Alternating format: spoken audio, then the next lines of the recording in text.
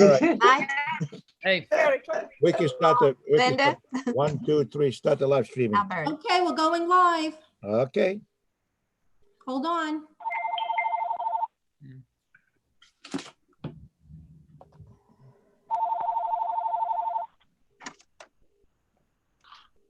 Are we ready?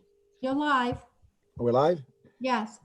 All right, meeting will come to order. I'll call the attendance. John Lumia here. Keith Odoms. Present. Marie Johnson. Here. Peggy Kellen. Here. Mike Lopez. here. Linda Rappaport. Here. Mr. Rob Rubin. Here. Eddie Schleichauer. Here. And of course, Mr. James Spencer. I'm here. Thank you. Please stand for the Pledge of Allegiance.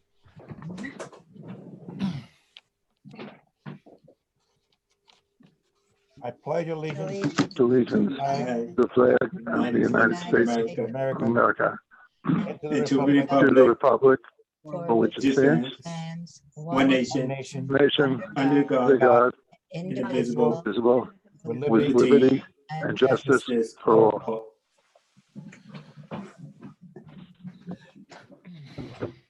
3.01, the superintendent recommendation budget presentation. Jose, it's all yours. Thank you, President Lumia. Good evening, everyone, members of the Board of Education. If I'm looking to the right, it's because I'm using the desktop screen to scroll through the presentation as well, while Assistant Superintendent Lokema does it to share with the public as well as education. Just the current climate for education continues. Prior to get started to the meetings, that I believe one of you made a funny comment about phase 19 for something to open up. Phase 12, I said. Okay. So as you can see, the governor now extended to June 6th. Mhm. That means that we're not getting much more definitive answers in terms of the present condition of our educational system, especially in relation to the budget. There's still conversations that there may be an additional reduction of 20% of state aid, but we have not received that. And as you know, and Assistant Superintendent Crandall explained as well, that whether we look at a contingency budget or we look at a state aid reduction, we're looking in the ballpark of anywhere from $7.5 million to $8 million, which is a lot of money. So with that said, I'm just going to scroll to the next slide. And as you can see, the budget vote, I want to point out that the budget vote will be held on June 9, 2020 via absentee ballot. That's not going to change. And as you know, the mandatory public hearing will be held at 6 p.m. on June 1st, 2020, before the Board of Education meeting, right before the Board of Education meeting. In addition, the executive order did not set a date for a revote if the budget is defeated by taxpayers, which may result in the adoption of a contingency budget that will be shared later on in the presentation. Once again, we do all of our work based on recommendations, alignment, data, and evidence. We take into consideration the 5 arrows you see there on top. Unfortunately, when we got started with budget, with all the office proposals and school proposals, as well as Board of Education recommendations, none of that will be coming to fruition with this budget based on the fiscal crisis and the obstacles and challenges we continue to face. The 3 constraints, we like this chart because it really talks about what we're able to do, what we're not able to do, or how difficult it is to actually balance a school budget. One of the oldest and the newest phase of education are unfunded mandates, and they continue to come. And we don't know what that's going to mean. As you can see, when the governor said reimagining, he's starting a reimagining education committee to see how schools are going to reopen and what kind of unfunded mandate is that going to create as well. So moving forward, we're going to continue to have constraints and challenges and I don't think we're going to have much to consider. This traffic light serves as a metaphor, and it changes each time. It's not something that we're very pleased about, but we are happy that we're able to continue to reduce the budget, looking at different codes, thinking about our programs, trying to sustain programs and opportunities, and also making sure that we maintain all of our, we keep all employees hired. So this budget really shows reductions that does not indicate that we will be providing pink slips or to our staff come the end of the season, unless we face more devastation if the state aid increases by reduces by 20%. The next page, I thought it was important because when we first started the budget, and we always call it the wish list, the proposals from the different departments, what we hear from parents, so on and so forth. And we started at $260,729,862. Of course, we always reduce that on the average by 5 or 6% when we get down to the final number of the superintendent's recommended budget. March 23rd, the board indicated, we provided the first presentation, and the total budget was at $248,639,723. The board indicated, and I want to make clear because the administration agreed 100%, that we need to continue to reduce this budget, and we need to continue to try to preserve and increase our fund balance for what is expected to come in the next coming years as well. So from March 23rd, the April 20th board presentation, we were able to reduce the budget again to $246,981,252. On May 1st, we provided a weekly memo review where we reduced it further to $246,252,131. And as of today, in the superintendent's recommended budget to the Board of Education, we have reduced it further by an additional $1 million plus to $245,165,373. As you can see, there is the same $245 million plus. The tax levy will be is 177. The proposed tax levy is $177,328,237. A levy dollar increase is at $8,156,944, looking at a 4.82% increase. As well as the budget, we have reduced it where we started a budget to budget dollar increase over $12 million. We're now down to a little over $10 million, and we decreased the budget to budget in terms of percentage by over 1%. So the increase is that you see here on this chart is 4.35%. This is not, we wanted to make sure, and we don't want to confuse anyone, that this chart, that the next chart talks about dollar figure increases and percentage rates fluctuation. So when you look at the state aid and the percentages that we have received, this does not reflect that it is the freeze that was provided by the governor. It is actually talking about the state aid as a percentage for the annual WCSD budget by year. The superintendent's recommended budget. This is just showing the history of since 2017, 2018, and how they have been approved by the taxpayer, increase in dollars based on state budget, and the first draft to be approved budget change by percentage, that's to be determined. All of that is to be determined for this present budget.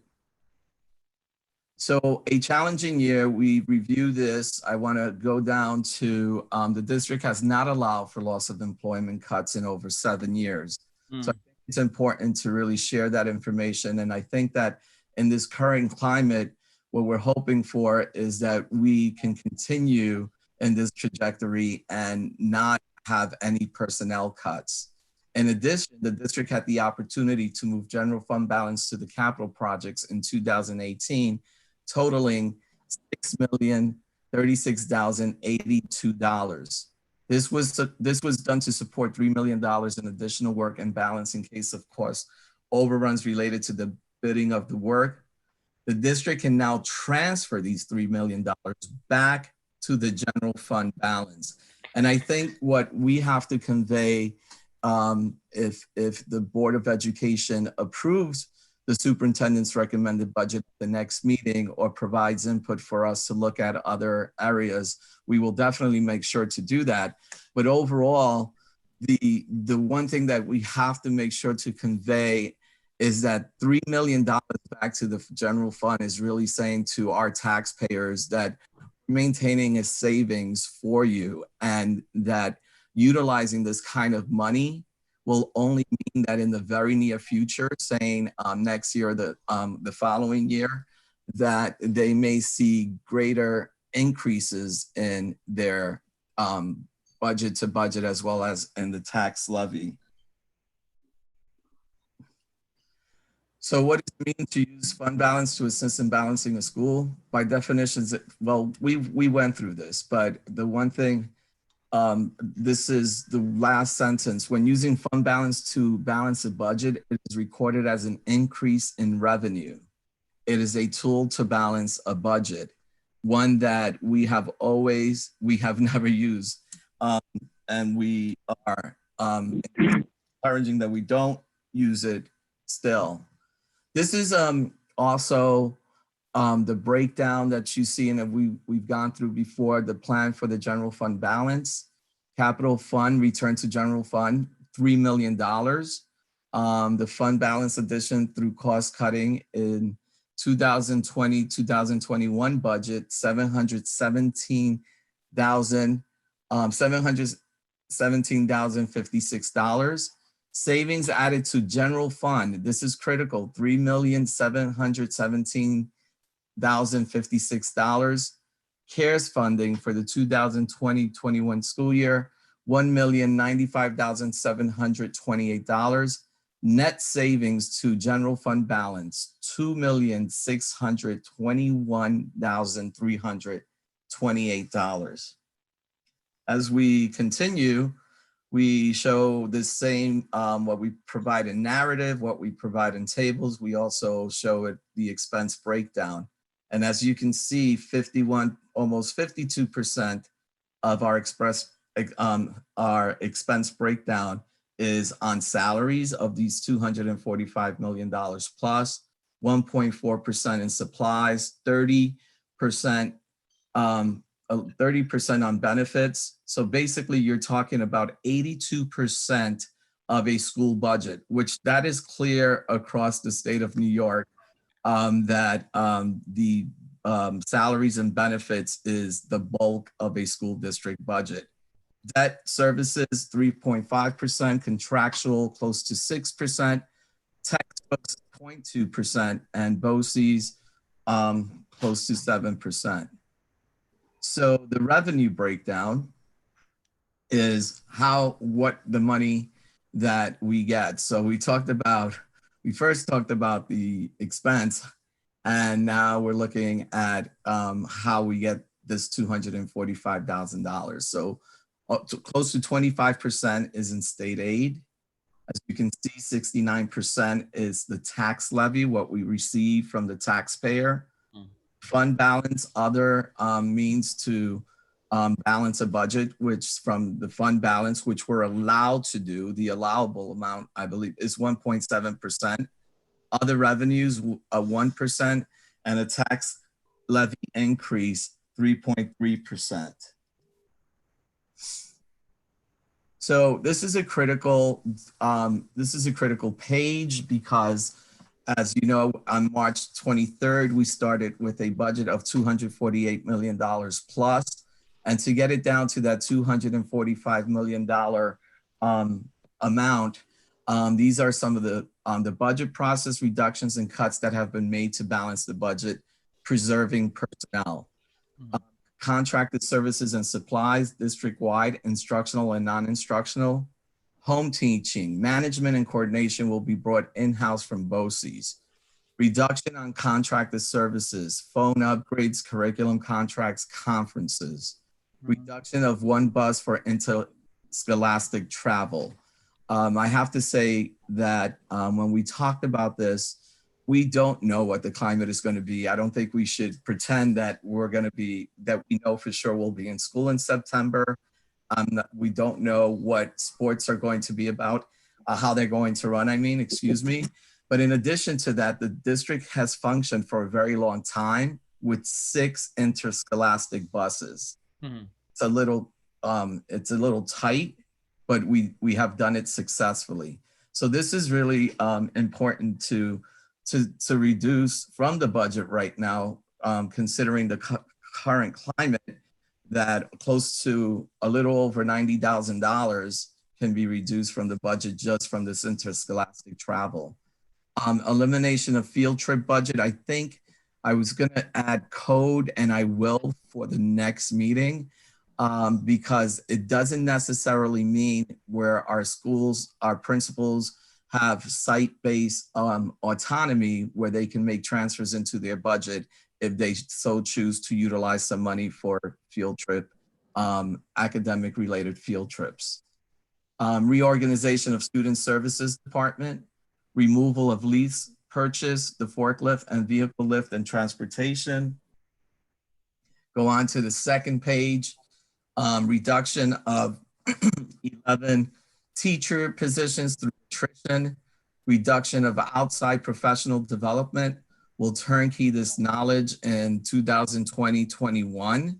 So we have some of the greatest teachers, some of the best professional developers, and I can't thank this board and former boards enough to really support the whole professional development, science developers, that some in the board had actually did make the recommendation to consider for budgets.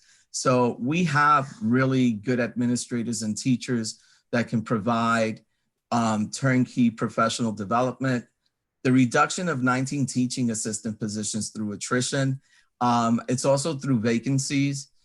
Each year, many times we start off with one-to-one aides for students, and those things sometimes are just temporary.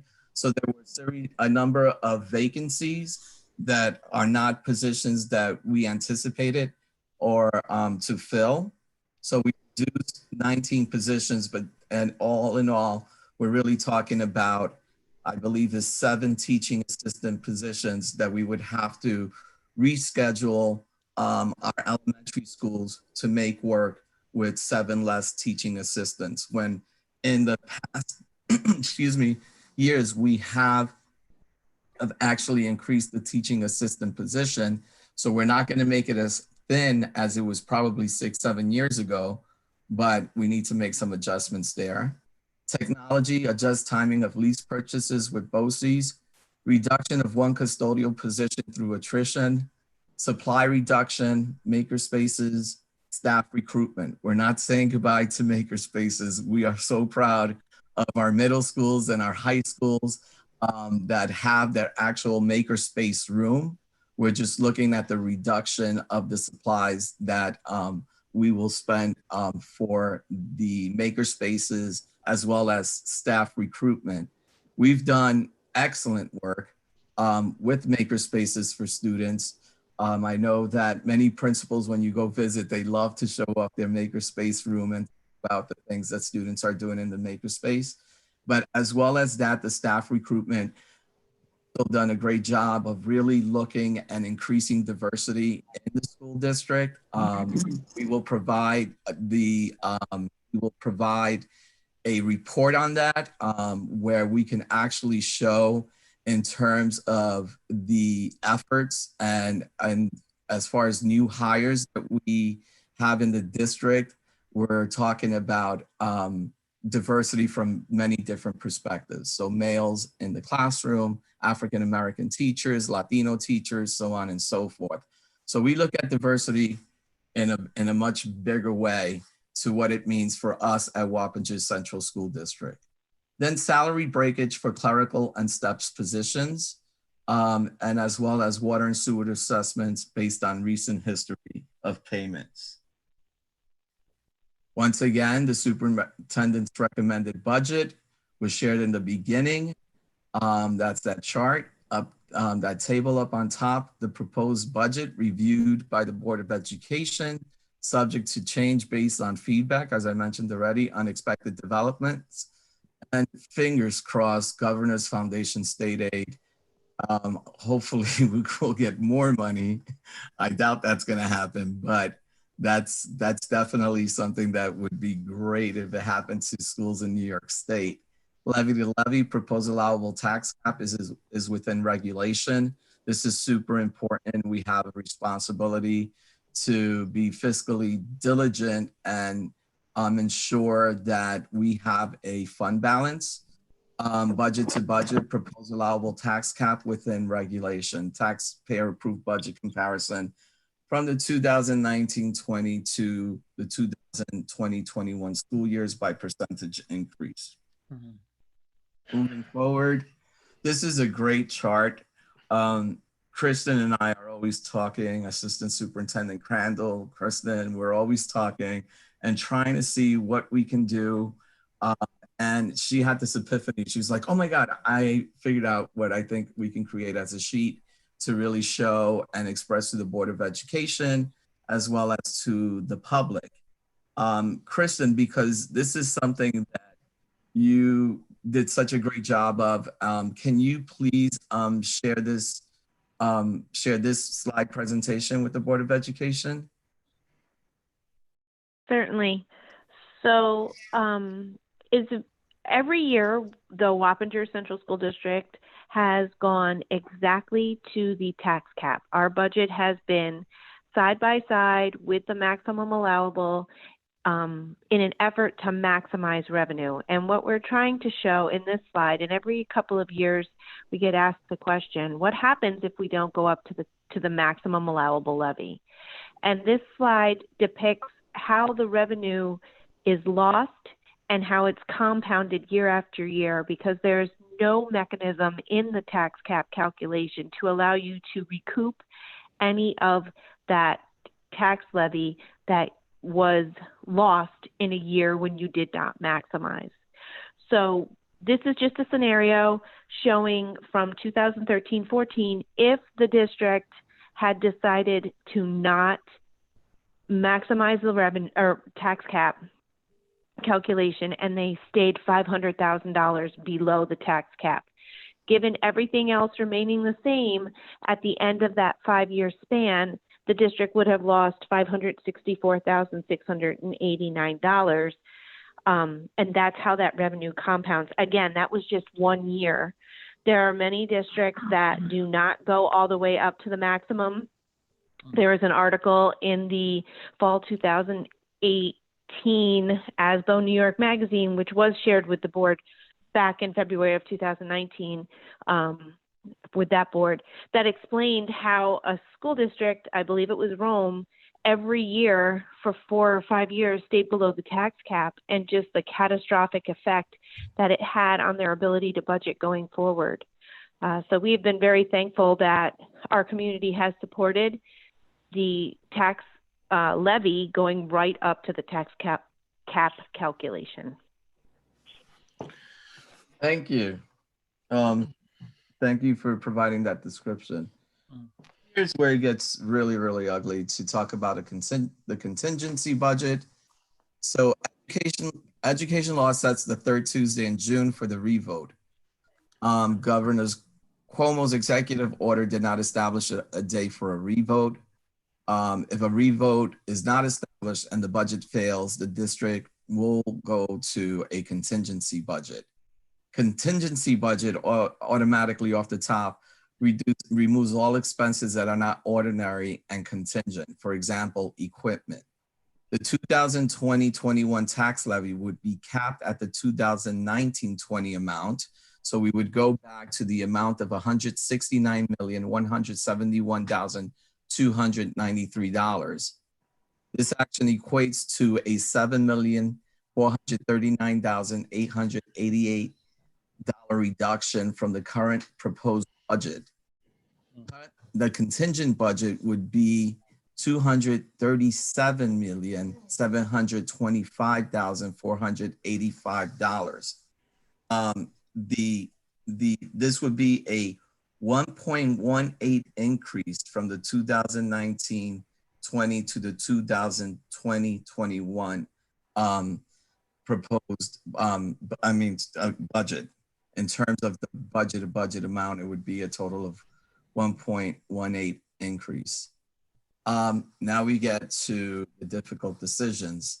What with a contingency budget of having to reduce it to close to $8 million, around $8 million. No, now we're at about $7.4 million. I apologize, but let's look at what we're talking about. We're talking about 3 assistant director positions. We're talking about interscholastics. We're talking about co-curricular chaperones, intramurals in terms of $500,000.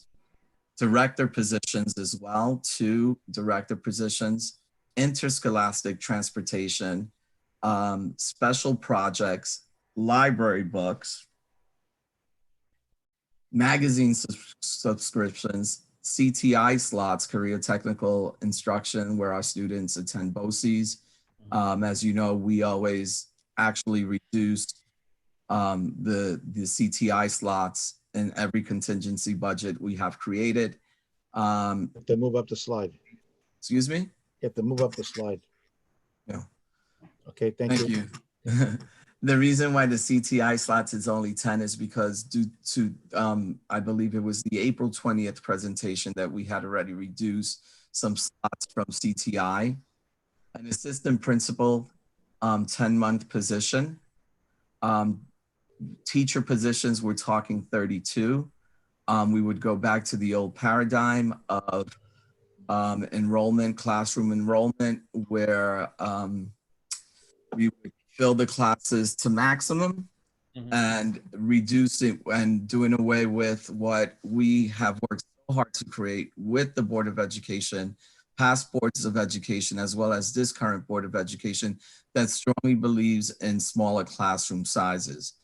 This would bring our elementary classrooms up to capacity as per the teachers' collective bargaining unit. We would be looking at secondary teachers and support staff, where it's very difficult that we have to continue to maintain in consideration is the fact that our students with disabilities and we have to maintain compliance. So you will not see in the contingency budget, you will not see special educations listed because as per programs and as per services, they are required. But there may be support staff that's related to the students with disabilities that can be reduced and create for a very tight schedule. Summer scholars in BOCES, arts and education, exploratory enrichment in BOCES, the formal debate in BOCES. BOCES lease reduction would be $73,000. Office unit clerical position, TSS position, a confidential position, a head bus driver position, custodial positions, 2 custodial positions, and a maintenance mechanic position, and the Board of Education conference. If the Board of Education remains status quo, there won't be a need for new board training.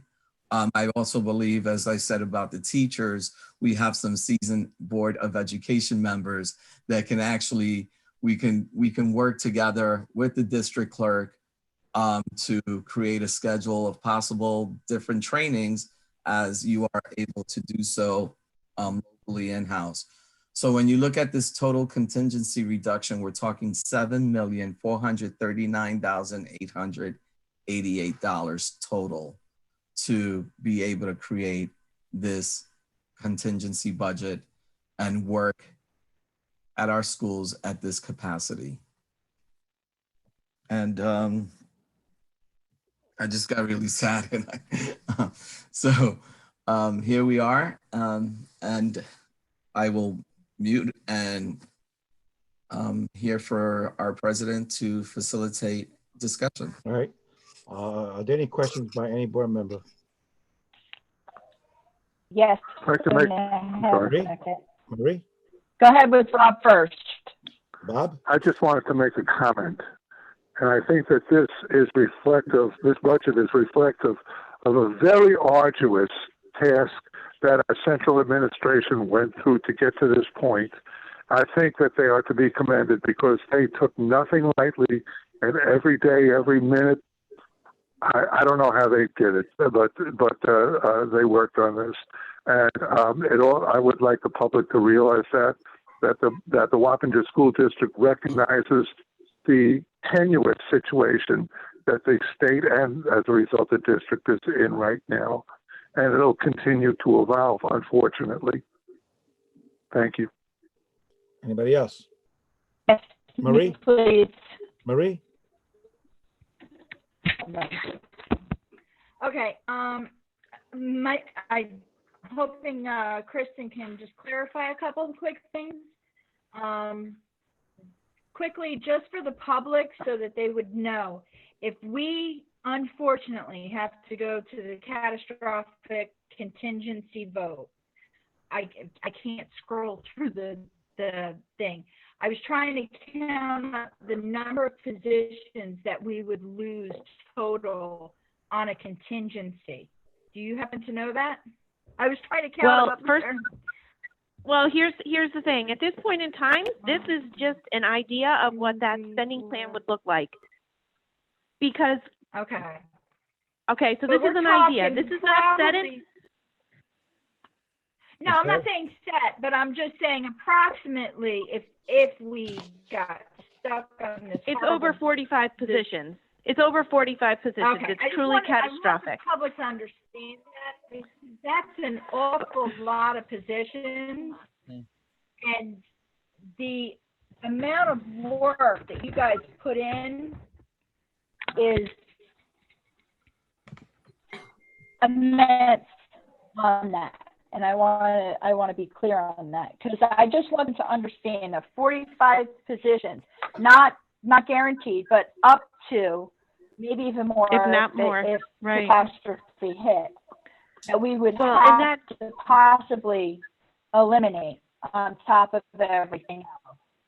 If not more, that's what I mean. So I mean, I just want them to No. I'm sorry. Additionally, no, I didn't say anything. Additionally, I just would like to add that. And then this also, just so that people understand, because people have made comments. Hello? Hello? Go ahead. I didn't hear what you said. Repeat what you said, please.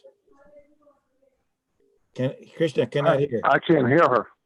I'm not hearing anything. I can't hear Marie anymore. No. That was I Marie. can hear you. was waiting for you. Oh, I'm sorry. I heard you say. I've heard people say, and then that's all that I heard. So I didn't know what you asked. I'm sorry. You were talking. I tried to stop. This whole not face to face sometimes gets me messed up. I'm sorry. Just so the public might understand, some of the things that we're taking on this year that are not anything we can negotiate is some of the final costs, the debt service and stuff, and the BOS fees. That was a new thing, and I was just wondering if you could explain that, because I don't know if people really understand the amount of millions of dollars that we have to start paying this year that we weren't in our other budgets.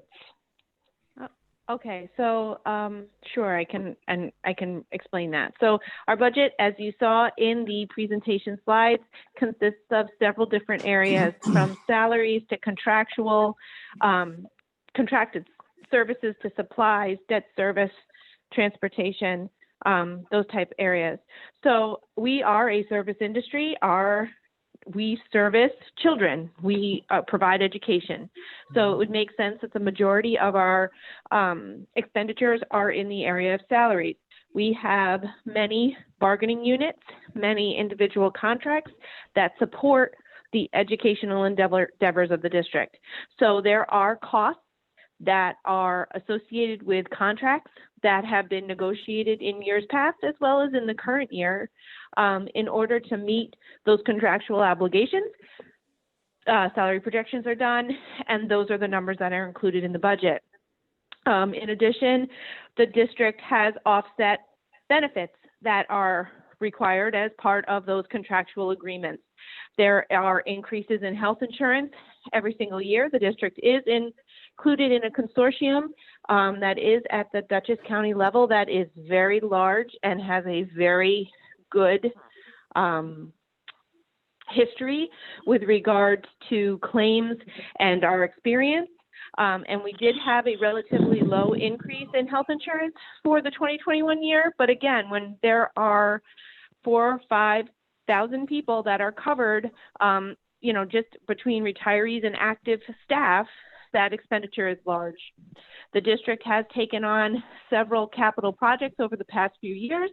As we've explained through this interim process, until those projects are completed, we use short-term obligations to pay for those projects.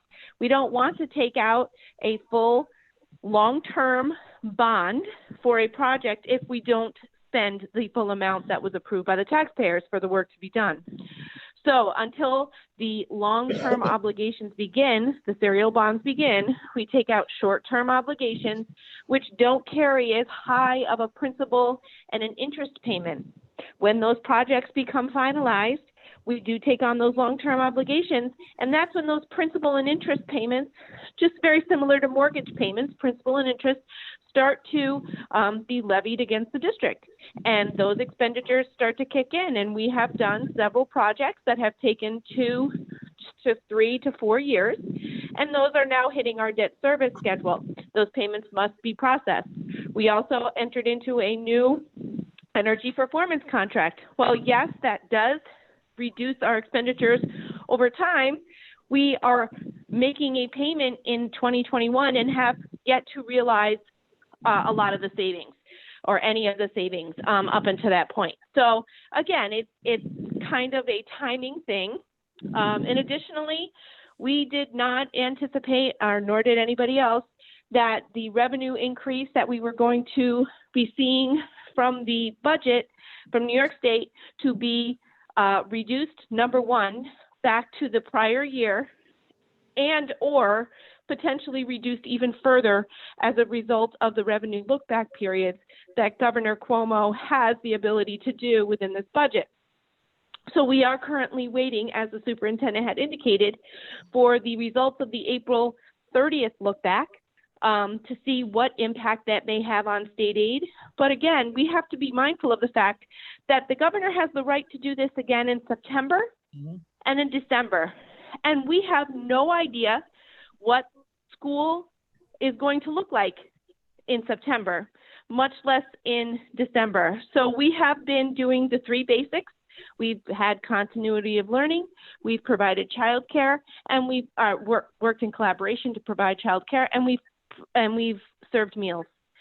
So all 3 of those things that we have done, we don't know what it's going to look like in September, what that's going to cost us, what precautions and extra measures are going to have to be taken into place. Will there be schedules that are alternating? There are things that we just don't know still through the end of this school year to be able to project out what our expenditures are. So much less what we've gotten to the next year. So again, this budget is as fiscally smart as we can be at this point in time. And as the superintendent had indicated, I'm sure that probably by 9 o'clock tonight, I'm going to get a text and he'll have thought of something and we'll be talking about something else. because that's First that's of all, what I we do. want to say you've done both of you have done a phenomenal job getting to where we need to be on this. And like I said, I wanted to help the public understand where some of these numbers are coming from, because we don't know what's going to happen tomorrow, next week, or in September or December. We don't know what's going to happen. We don't know the costs that are going to be coming. You're working at the best you can for where we're at now, hoping for the best of going back. So that I just wanted them to be able to understand that going forward, looking at these numbers, because I know sometimes people just look at that bottom line number. I've done it myself in the past, and you're just like, oh my. And I want them to understand the extensive work that you guys have put into trying to keep us as tight as possible with so many unknowns coming down the road. And I wanted to thank you guys.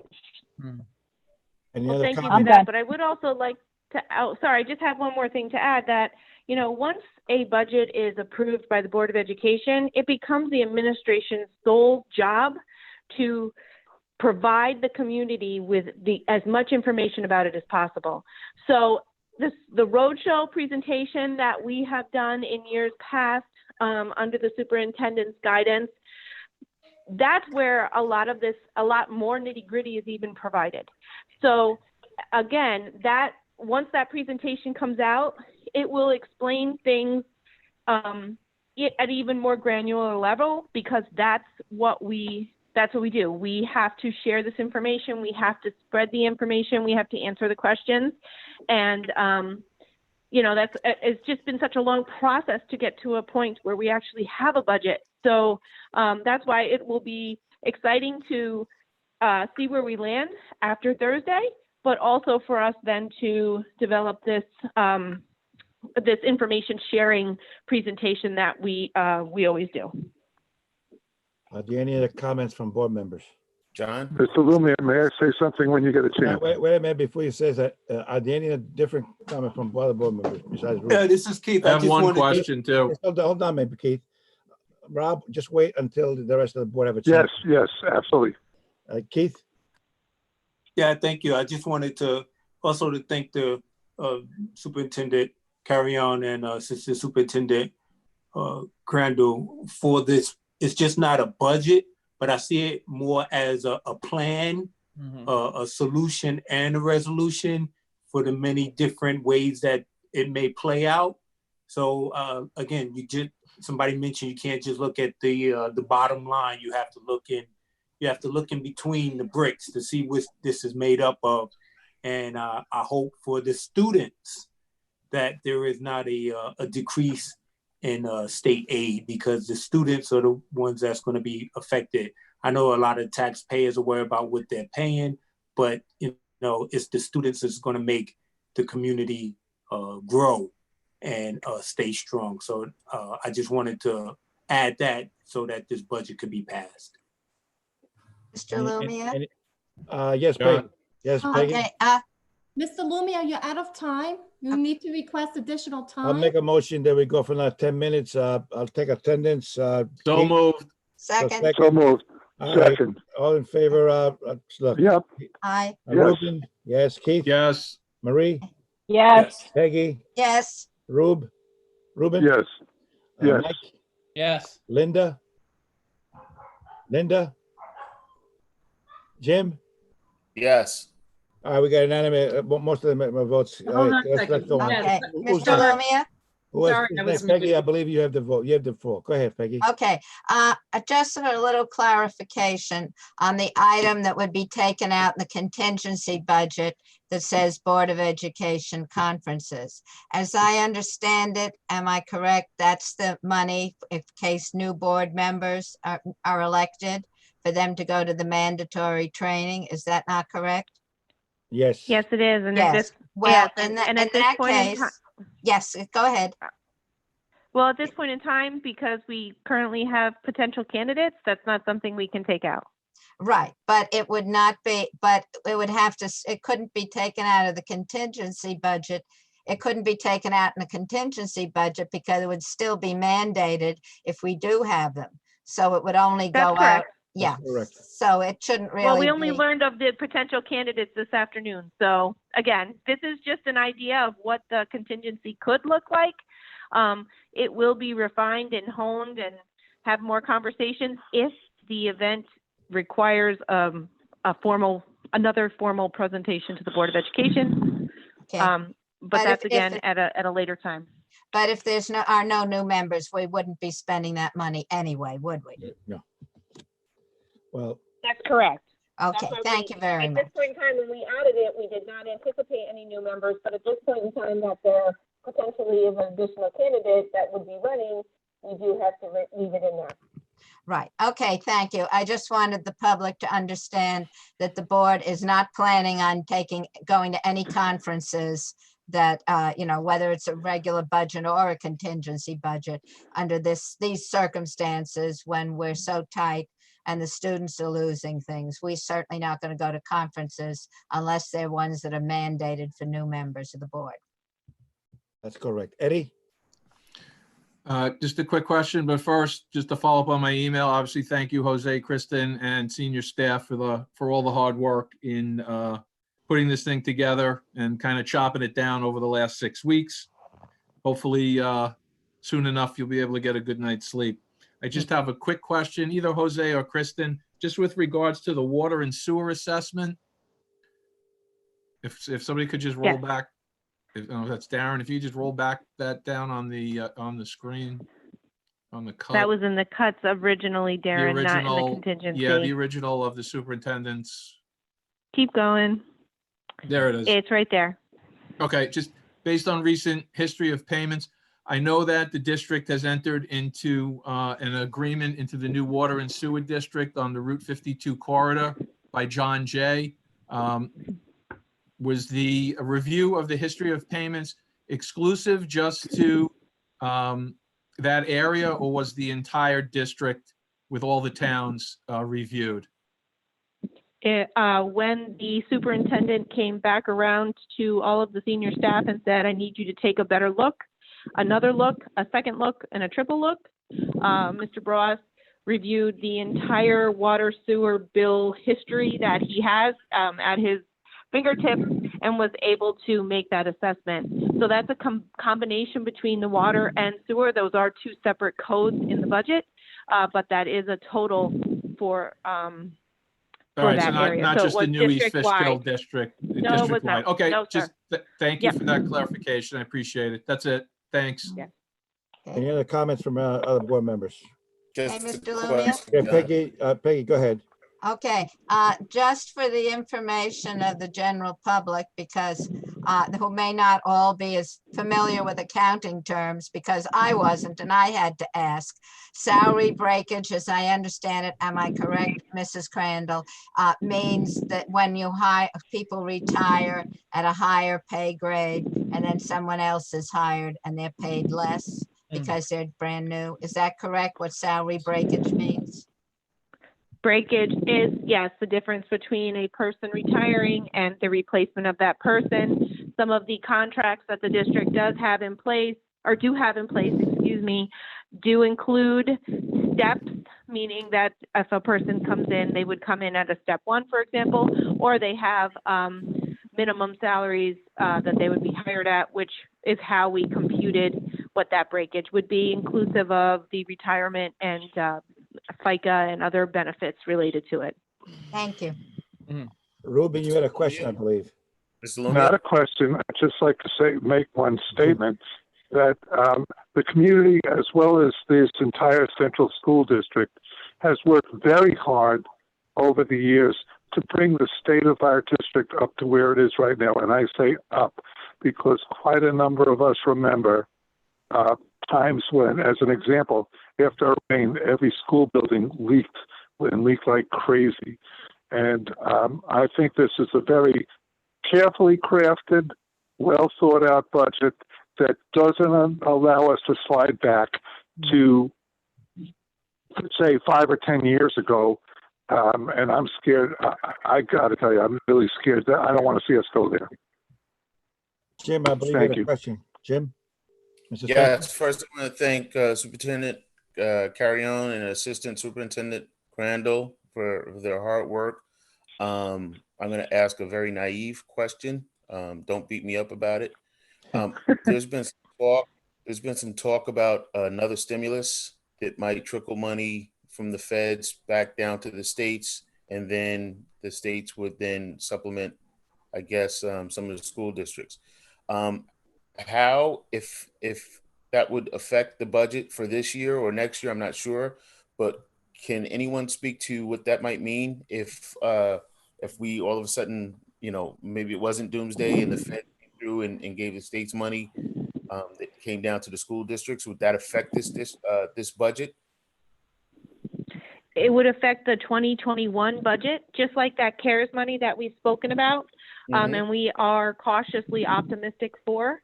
Unfortunately, the timing of that could be better. Like if we had that information prior to having to adopt a budget, that would be great. However, at any given time, the district can accept revenues in excess of what we have budgeted. So if that were to happen and the federal government was to come in and provide these funds, I think we would need some additional guidance as to whether or not we could actually exceed our current spending, which would be what the budget would be for 2021. If not, those funds would definitely be able to fall to fund balance and be utilized in the following year, where we believe this is going to be possibly a repeat of the difficult challenges that we're facing. Thank you, Kristen. Yeah, I would also like to note, and I'm glad you asked that question, because in addition to that, we have some work to do, as Kristen mentioned, and I don't think the word is naive. Mr. Spencer, I tend to say to Kristen many times, pretend I'm your kindergarten student. And explain this to me one more time. And Kristen just does a great job. So I thank the board members for really noticing the work that we're putting together. But this work, without the rest of the senior staff administrative team, we could not be able to do it. So they really play an integral part. We're the people handling the tool, but we have our remote meetings. Sometimes it's very difficult. As a former team member to a superintendent, you really try to preserve as much as you can, because you want for your department or your school building and your offices to run in the most outstanding manner. And everyone has been extremely understanding, really reviewing the figures, really looking at the numbers.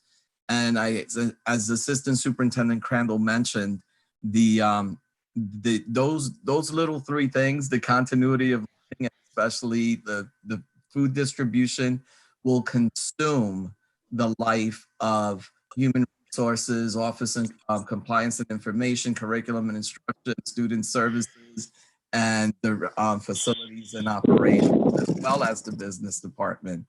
So we had our meeting today, and I don't think anyone ends their day till like 10 at night, 9, 10 at night, from different phone calls that we get and how we continue to work with families trying to help them. So during these difficult times, trying to create and balance a very difficult budget,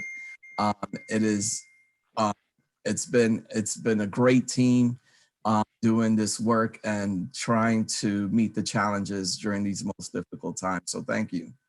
I'd like to make one last comment as a president. First of all, I'd like to thank the administration for all the work they've done to bring a budget within a tax cap. Extremely important. I think it's also important for the community to realize some of these increases. And I wish that they had the packet of 50 pages, whatever it is, of the actual budget, and to see some of the budget items that increased. I mean, I went to today's budget again, like everybody else, and I could come up with $10 million just in increases, some of which were, for example, tuition non-public, $340,000, special education BOCES, $875,000, health insurance, $2 million, welfare trust, transfer to debt service, $2 million, instruction technology BOCES, $500,000, and so forth. Special education, $2 million too. I can go on and on and on. For for a total budget increase of almost over $10 million. It's very important people to understand that the people that worked on this budget were very diligent and tried to bring a budget which is reasonable, and I understand it. To go to a contingency, and I hope that doesn't happen, because in my opinion, as a board president and as a board in general, it will destroy, in my opinion, the education in our school district. I don't want to see class sizes going to maximum again. I don't want to see teachers lose their jobs, because if you lose their job, that means less classes, bigger classes, and I hope that doesn't happen. And I think if people take the time to really understand what's going on, they would vote for the budget, and I hope they do. And with that said, Well, John, Amen. John, can I just add one thing to it as well? Michael, you can add two things. No, well, we're sitting here talking about classroom size, and again, this is the one thing we don't know. This is the unknown. What school is going to look like with the return, and this is statewide, nationwide. So these larger class sizes may not even be feasibly allowed to happen, right? Because how are you going to fit 25, 30 kids in a classroom when got a social distance? So that's a big question too. Have all day school from 8 in the morning to 8 at night. You're teaching, right? I don't know what's going to happen, Michael. I mean, it's a terrible situation that all districts are being put in. Yeah. It's, I really don't know. I wish I knew what the solution was, what the magic wand was. But in any event, the superintendent, as well as Christian, and as well as the central office staff, done a great job, and I want to thank them for what they did. And Any other comments? just to say also that Trustee Lopez, what you just indicated really makes this budget even more complex. Mm-hmm. So many things that don't play. It's not just that we're looking at a recession or these major reductions, is that we're also working hand in hand with the COVID crisis and the implications of that and what that would mean. So as we have work to do, and the work is going to be based on how we provide the best explanations to what President Lumia indicated, to what many of the board members indicated, to what you just indicated. And I think a big one, and for some reason I thought Trustee Sloshower would mention it, but I think the most difficult one to You wanted me to say unfunded mandates, Jose? No, not that one. The actual the fund balance in terms of if there's more savings, that one thinks that we could just take that money and utilize it next year, as opposed to not understanding that it has to go into the fund balance. So it's not rollover money that we can create into the 2020-21 school year budget. So explaining fund balance to begin with could be rather complex. And then on top of that, to indicate that it has to wait for the 2021-22 school year if there are additional carryover monies that we can't utilize just right away in the upcoming school year. So I think that's going to be a very critical component to share, because for the general public, they would think, well, you're probably saving money. Why can't you just put it into the next year's budget? And it doesn't work that way. First of all, we really don't know what the savings are at this point. Right, exactly. But if there are, all I'm trying to get at is that the complexities of understanding how money being rolled over doesn't impact the coming school year. It impacts the future, but we can't use that money if there is additional money to help with this budget. All right, consent agenda. Jose, we don't know that. And as Mike says, we don't even know things like if there is social distancing, do we have to buy masks for kids or teachers? There's just so many complexities we don't know. No. Sorry. All right. We'll have to bring back home economics in the sewing class. All right, and you're going to be in charge of it, Mr. Sloshower. Great. I'll get my Singer sewing machine out. Consent agenda. Does anybody want to remove anything from the consent agenda? Seeing none, Mr. Odom. Resolved that the Board of Education does hereby approve the following consent agenda items as stated. 4.02, 4.03, 4.04, 4.05, 4.06, 4.07, 4.08, 4.09. Motion? So moved. Ruben, Second. second. Marie Johnson. Okay, I have to call a roll call. Lumia, yes. Odoms, Yes. Marie Johnson, Yes. Peggy Kellen, Yes. Lopez, Michael Lopez, Yes. Linda Rappaport, Yes. Rob Rubin, Yes. Eddie Schlossauer, Yes. and Jimmy Spencer. Yes. All right. Next item. Let's see if I get this right for a change. Comments from the public. Are there any, Alberta, are there any comments that are from the public? Yes. I Okay, will read them for the board. okay. First one is from Don Long. He says, why the increase in the 2021 budget? End of comment. Number two, next one, again from Donald Long. What justifies an increase in the 2021 budget after the savings of resources due to present virus, i.e. fuel, electric, utilities? End of comment. And the third one is from Dawn Dragonetti. She says, here to attend the budget meeting 2021 school year. And that's the end of the comments. Say it again. What was that again, please? She just made a statement, here to attend the budget meeting 2021 school year. Okay. And then, Mr. Lumia, can I make a comment? Go It's Marie Johnson. ahead. Normally, No, we I would just- make comments, but go ahead. I'll make the exception. No, I just wanted to reiterate that comments that are read online that Ms. Pedro does through the link, they get posted to our public comment page, and it's usually 2 business days, but just to let the public know, give us a little leeway because everybody's working remotely, and to just give us a little extra time sometimes because it is kind of they're really working hard remotely, and I just want to say that, I want to give them a little time to be able to post everything online. So that's all I wanted to let everybody know. 6.01, are there any addition to the agenda? Anyone? Okay, resolve 7.01, resolve the Board of Education does hereby motion to adjourn to executive session for the purpose of discussing the employment history of a particular staff member. The board will seek the advice of legal counsel, which is protected by attorney-client privilege.